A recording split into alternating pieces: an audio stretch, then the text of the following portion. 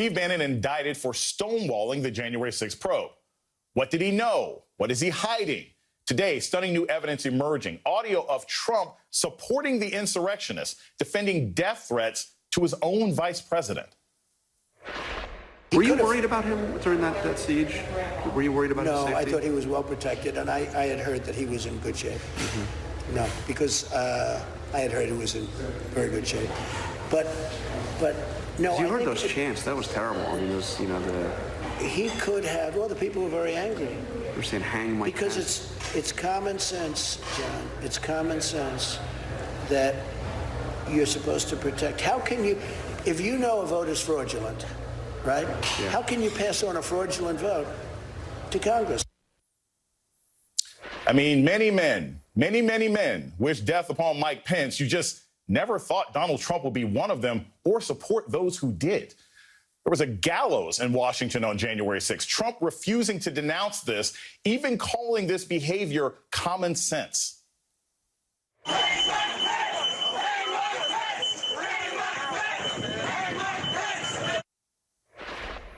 Trump just saying, oh, the people were angry, with Pence fleeing to a secure location to protect his life.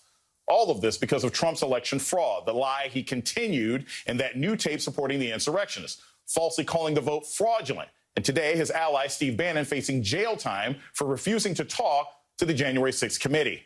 Joining me now is Michael Steele, former Maryland Lieutenant Governor and RNC Chair. Michael Steele, the man of steel, thank you so much for joining us tonight.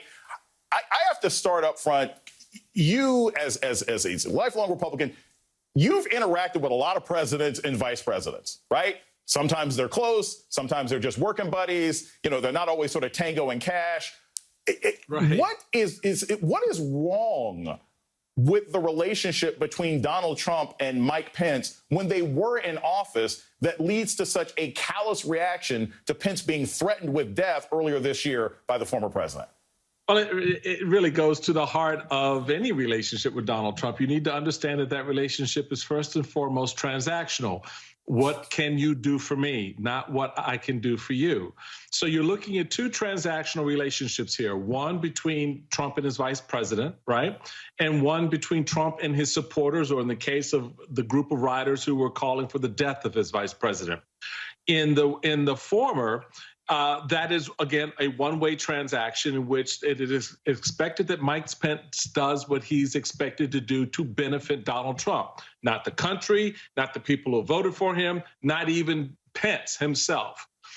When the vice president walks away from that, as he did leading up to the vote on January 6th, indicating that he was going to follow the Constitution and the rule of law, that abrogated that relationship with Trump. So Trump no longer feels any allegiance to Mike Pence because Mike Pence has clearly broken his allegiance to Trump. When you shift to the transactional relationship with his supporters who blindly go where no normal human being would go, that benefits Donald Trump.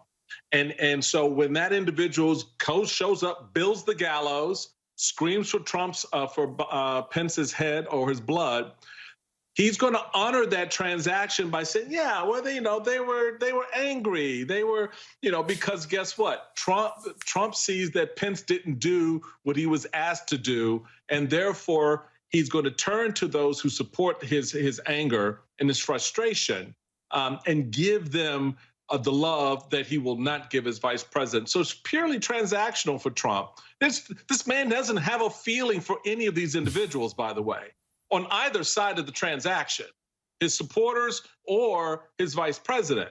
This is all about how he's benefited. And when one side breaks down, he uses the other to exact the punishment from the other side.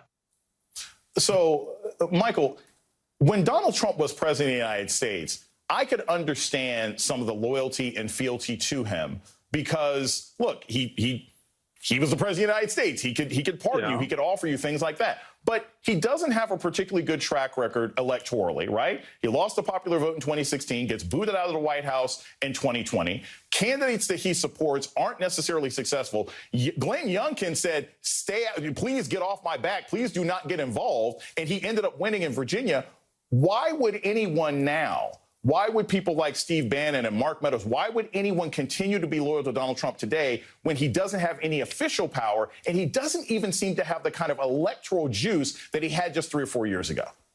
Well, because a lot of that electoral juice still plays itself out in Republican primaries. So when you're looking at a Glenn Youngkin who did not go through a primary, he went through a prefabricated convention system in which they did ranked choice voting, right? Number one. Number two, they made sure that the candidates that were in there were largely palatable. They could manage that process. It's not the wild, wild west that you may see in some of the other primaries around the country, which, again, Trump will use and to his greatest advantage. Here's the question for those candidates.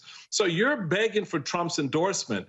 Is that just all you need or want? What about the cash? Trump is sitting on $750 million, right? So is he sharing the love with all those candidates that he's endorsing who are standing in line, breaking their back, and bending over to bend the knee for Trump? No, they're not getting any money from Donald Trump. So there is, again, this transactional relationship, or the nature of this relationship, that is very one-sided. It is not designed to actually grow the party, expand the reach along policy lines, but rather along personal lines for Donald Trump.